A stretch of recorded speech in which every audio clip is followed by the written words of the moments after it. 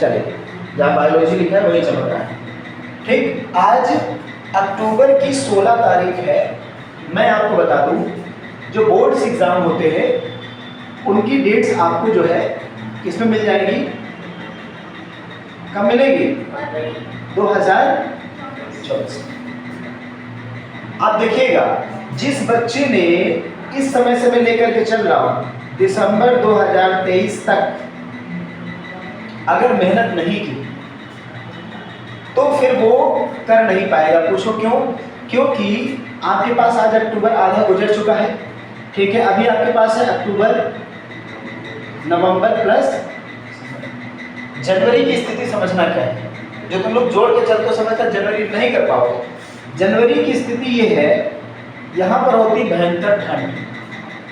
अगर देखा जाए तो एक महीना ठंड खूब पड़ती है। कब? 25 दिसंबर से लगा करके कहाँ तक खूब सर्दी पड़ती है। और इस जनवरी में सरकार की भी कुछ छुट्टियां ऐसी होती हैं जिसमें सरकार जो है वो कह देती है कि भाई स्कूल 5 दिन बंद रहे। होता नहीं, भयानक कोहरा पड़ता है।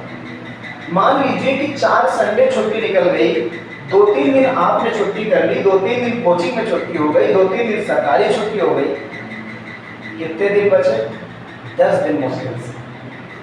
और जैसे जनवरी निकली तुरंत आ गई फरवरी और आपको मिल गई आपकी एग्जाम डेट्स। और जैसे एग्जाम डेट्स मिली बस बीपी हाई होने लगा कि अरे अभी तो हिंदी नहीं पढ़ी है, अभी तो सामाजिक विज्ञान नहीं पढ़ा है, अभी हमारा केमिस्ट्री में छूटा पड़ा है। तो अभी से मेहनत करो और इम्पोर्टेंट टॉपिक्स पे डिस्कशन करो। देखिए कभी भी आप बर्डन लेके, जो लोग रटने का कार्य कर रहे हैं वो लोग हमेशा पीछे रहते हैं। बहुत सारे लोग सर लाइए हम क्वेश्चन रट लाएंगे। नहीं भाई, क्वेश्चन के प्रति आपकी अंडरस्टैंडिंग अच्छी होनी चाहिए। आपकी अच्छी होनी चाहिए क्या? समझ, आप समझिए अच्छा। और जो लोग कहते हैं सर हम बना करके लिख देंगे, तो बना करके वही लिख पाएंगे जिनके पास पहले से नॉलेज नहीं होगा। तो आप बना नहीं पाओगे। तो कोई घर का खाना थोड़ी है कि नमक ज़्यादा हो जाएगा तो खा लेंगे, घर ही के तो है। क्योंकि एग्जामिनर क्या देखता है कि आपने कंटेंट कैसा लिखा। ठीक है, चलिए तो हम लोग यहाँ पे बायोलॉजी की बात करने जा रहे हैं 10th स्टैंडर्ड में। तो पहली चीज, बायोलॉजी के पार्ट कितने हैं? 2 पार्ट है ना। कौन कौन से पार्ट है पता है आपको? एक ज़ूलॉजी है सर, ज़ूलॉजी, अरे ज़ूलॉजी है और एक बायोलॉजी है।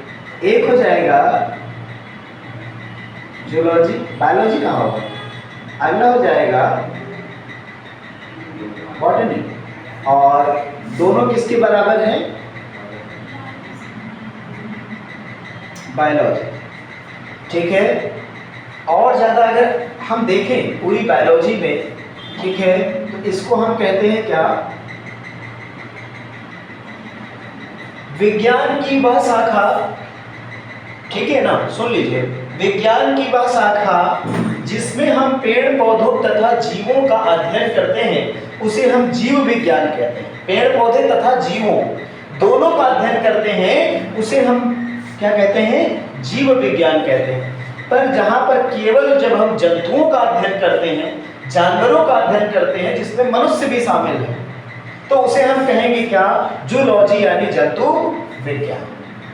जब हम केवल पेड़ पौधों का अध्ययन करें, भाई देखिए इसमें तो दोनों का अध्ययन कर रहे हो ना, इसमें तो आप अध्ययन कर रहे हो जूलॉजी का और तब मिलकर के बन रही है क्या?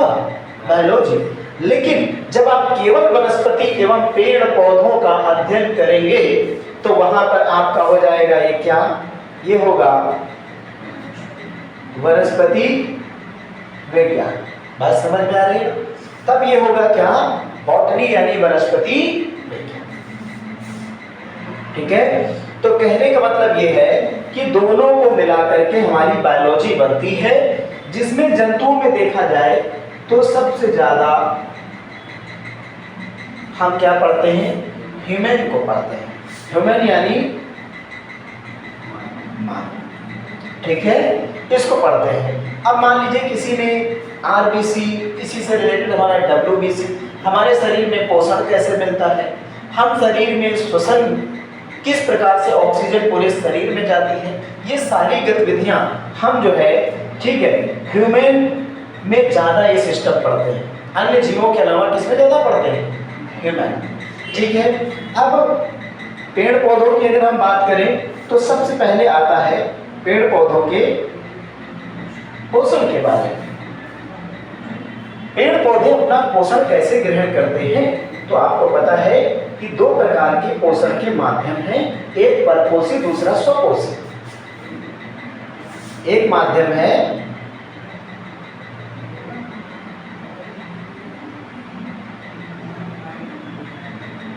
परपोषी, दूसरा स्वपोषी। तो परपोषी वो है जो अपना भोजन स्वयं बनाता है, ठीक है, sorry, very sorry, depends on others. यहां पर क्या होगा, डिपेंड्स ऑन अदर्स, जिसमें जो है हम लोग किसको रखते हैं, स्वपोषी क्या है, सेल्फ डिपेंडेंट,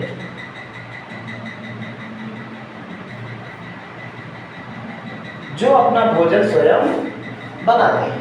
ठीक है, अब देखिए परपोषी स्वपोषी, तो बहुत सारे ऐसे पेड़ पौधे हैं, लगभग 95% ऐसे पेड़ पौधे हैं जो यहाँ पर स्वपोषी में रखेंगे, ठीक है, जो अपना भोजन स्वयं बना लेते हैं।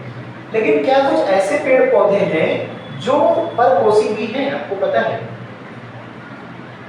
हाँ, जिनके अंदर क्लोरोफिल नहीं पाया जाता, जिनके अंदर सनरेज को ऑब्जर्व करने की क्षमता नहीं होती, जिनकी पत्तियां मोस्टली ग्रीन नहीं होती, हरी नहीं होती, तो कुछ ऐसे पेड़ पौधे हैं जो कीट बच्ची भी। अगर आपने बायोलॉजी की किताब खोली हो तो कभी अगर कीट बच्ची पौधे, वो उनकी कोई भी जगह हो सकती है, वो पहाड़ों में पाए जा सकते हैं, किसी जंगल में पाए जा सकते हैं, लेकिन उनकी क्वालिटी ये होती है कि पुष्प रात्रि में खुल रहा है और कोई भंवरा आकर के उस पर बैठ जा रहा है, वो ऐसे बंद हो जा रहा है। अब जैसे बंद हुआ तो उससे पूरी एनर्जी खींच लेगा वो, और सुबह तक उसको फिर से ऐसे खोलेगा और गिरा देगा नीचे, अब वो डेड हो गया। और उससे अपना एनर्जी लेकर के पौधे ने जो है अपना क्या पूरा कर लिया, पूरा कर लिया। कुछ तो ऐसे पेड़ पौधे हैं उनको अगर काटो तो वो बच्चे की जैसे रोते हैं। कुछ ऐसे पेड़ पौधे भी फाउंड किए गए जिनको अभी किताबों में बहुत ज़्यादा एक्सप्लोजर नहीं मिला, छोटी क्लासेस में, नर बच्ची, अन्य जीव बच्ची, चलते हुए जंगल में किसी पेड़ ने आपको पकड़ लिया, लपेट दिया, ठीक है, क्योंकि इनको भी जीव और जीवन और मृत्यु के बीच की कड़ी कहा जाता है। पेड़ पौधों को इनके अंदर भी जीव होता है, क्या होता है, जीव होता है, और इसीलिए हम इसको किस विज्ञान में पढ़ते हैं बेटा, जीव विज्ञान में। देखिए जीव विज्ञान में हमारी क्या है, वनस्पति, ठीक है। तो अभी तुमको मैंने कुछ समय पहले बताया था कि पौधे अपना पोषण कैसे ग्रहण करते हैं। तो अभी अगर मैं आपसे पूछूं कि इनको क्या क्या चीजों की जरूरत होती है, हाँ पेड़ पौधे, प्रकाश की किरणें, हाँ पानी, बिल्कुल सही, और कार्बन डाइऑक्साइड, सनलाइट, सूर्य का प्रकाश, बिल्कुल सही। और क्या जरूरी होता है, सर पानी,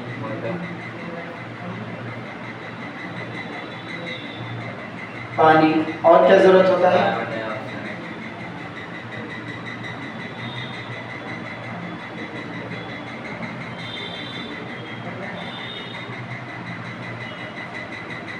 ऑक्साइड, ठीक है। तो कहने का मतलब ये है कि जो चीज हमें बहुत नुकसान पहुंचाती है वो पेड़ पौधों को भोजन बनाने में सहायक होती है। क्या है ये, कार्बन डाइऑक्साइड। एटमॉस्फेयर में किसका परसेंटेज कितना है आपको पता है, किस गैस का कितना परसेंटेज है? तो देखिए मैं यहाँ पे लिख रहा हूँ, जो चीजें अच्छी लगे लिख लिया करो, लिखने की आदत बनाइए। तुम लोग क्या करते हो, कथा सुनते हो केवल, 78%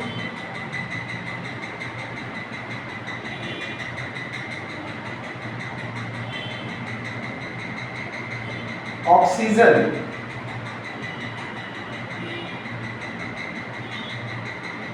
21%, और इनको जोड़ दिया जाए तो कितना हो जाएगा 99%। दुनिया में हर चीज कितने परसेंट 100%। अब ये 1% क्या है बेटा, तो ये हो जाएगा अन्य गैसें कितनी हैं, कितना हो गया डाटा, ठीक। अब एक बात बहुत ईमानदारी से हमें ध्यान रखनी है, ठीक है, ये इतना हो गया।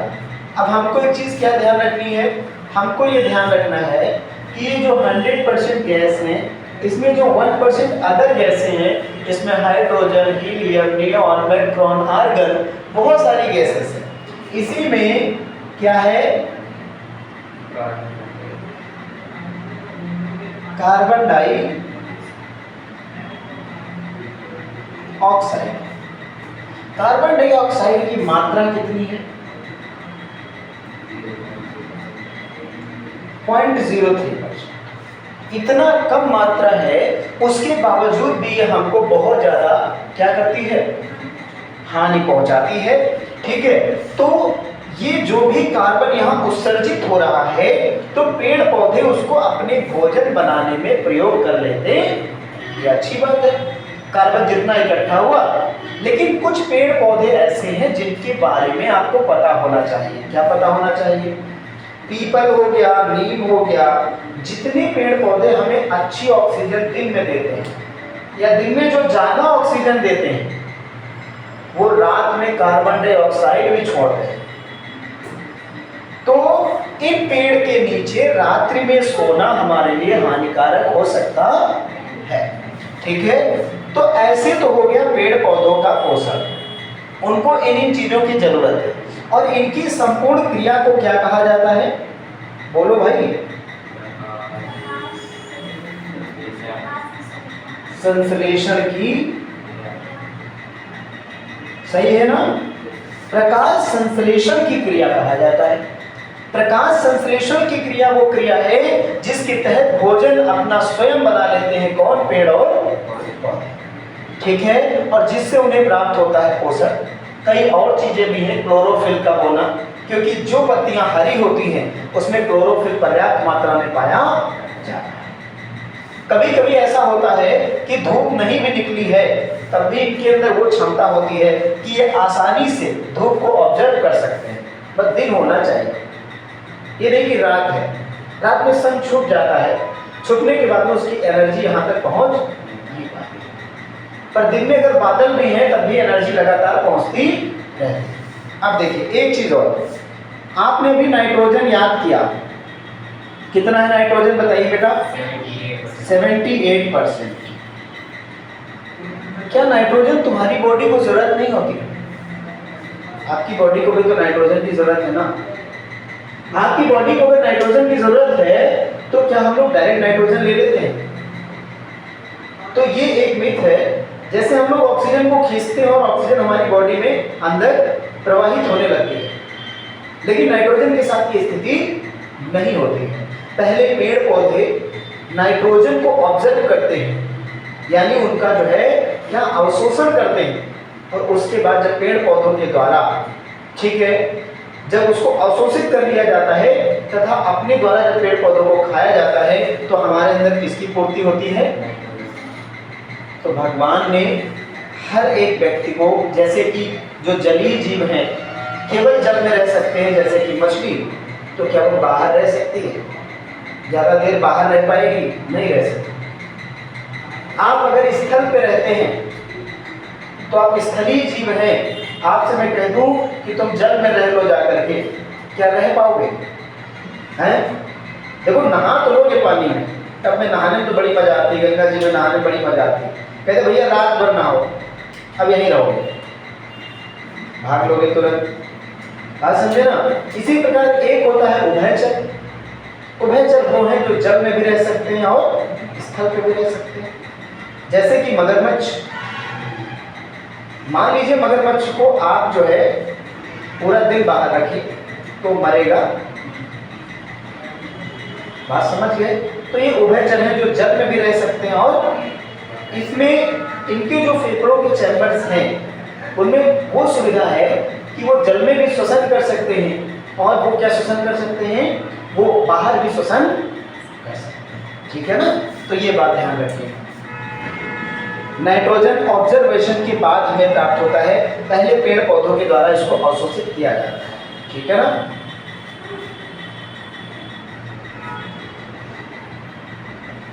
चलिए एक चीज और समझ लेते हैं।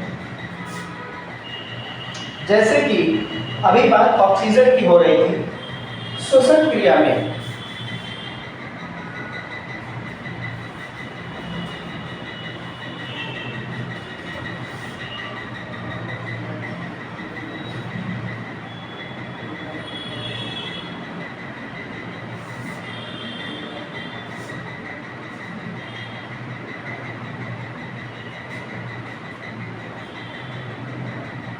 श्वसन क्रिया में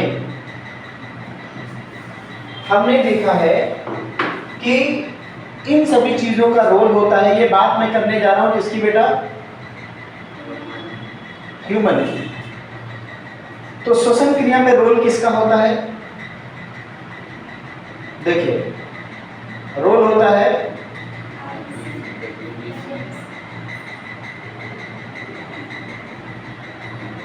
और हो जाएगा आपका हीमोग्लोबिन। ठीक है ना, इसे क्या कहा जाता है, AFS, यानी ऑक्सीजन के जो एलिमेंट्स हैं, ऑक्सीजन के जो पार्ट्स हैं वो इसके साथ चिपक जाते हैं हीमोग्लोबिन के साथ, और हीमोग्लोबिन पूरी बॉडी में ऑक्सीजन को प्रवाहित करता है। ठीक है, RBC का फुल फॉर्म मैंने आपको बताया है,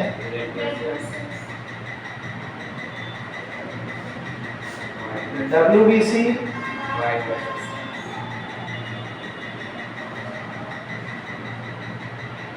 व्हाइट ब्लड सेल। ठीक है, तो इनका क्या काम होता है, इनको कहा जाता है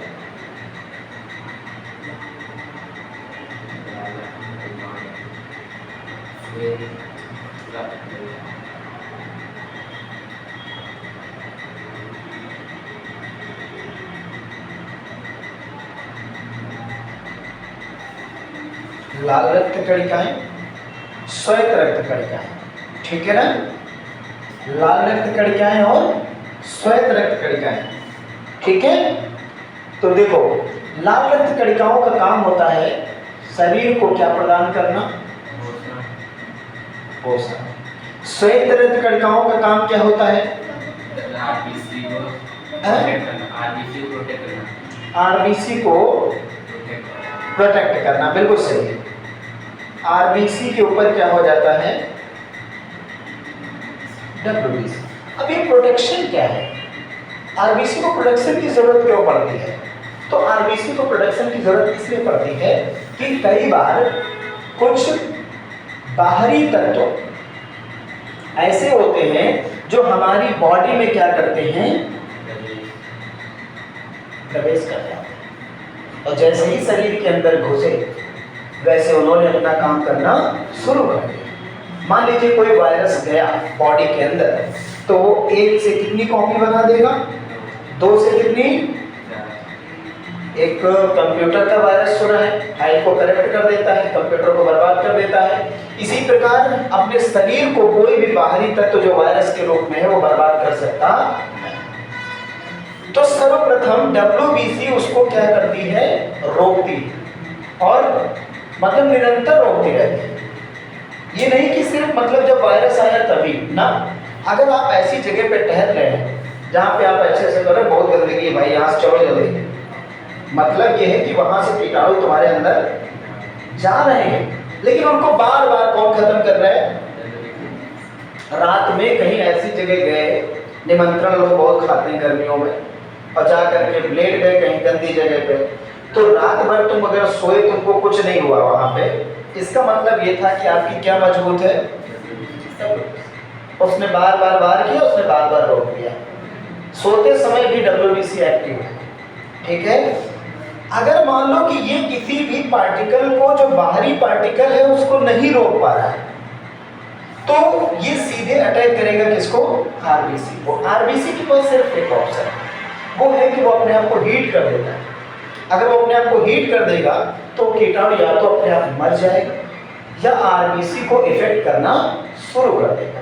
और जैसे ही तुमको आरबीसी में जो है इफेक्ट हुआ, वैसे ही आपकी बॉडी जो है वो गलत रिस्पॉन्स करने लगेगी। बुखार आ रहा है, चलने में दिक्कत है, जोड़ों में दर्द हो रहा है, चक्कर आ रहा है, ये सारे काम किसकी वजह से होंगे? आरबीसी की वजह से। अगर बुखार स्टेबल हो गया, 4 दिन तक बुखार उतरा ही नहीं, तो आप सीधी सी बात है, आप समझ जाइए कि ऐसा वायरस अंदर गया है जिसको डब्ल्यूबीसी नहीं मार पाया, तो उसने किस पे अटैक कर दिया? बात समझ में आ रही है ना? आरबीसी को बहुत सुरक्षित रखना है। तो हमारा जो हीमोग्लोबिन है, ये कैसा पदार्थ होता है? लौहयुक्त पदार्थ होता है। कैसा पदार्थ है? लौहयुक्त। लाल रक्त